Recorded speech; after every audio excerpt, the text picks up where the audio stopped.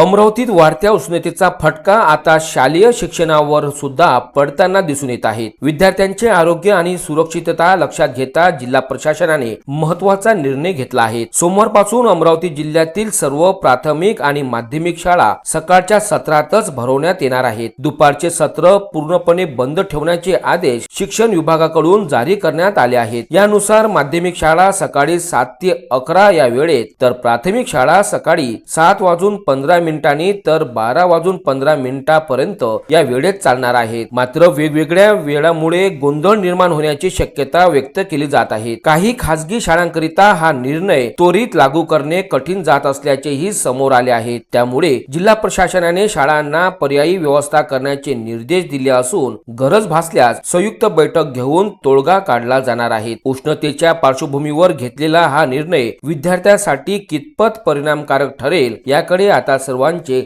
लक्ष लागले आहे।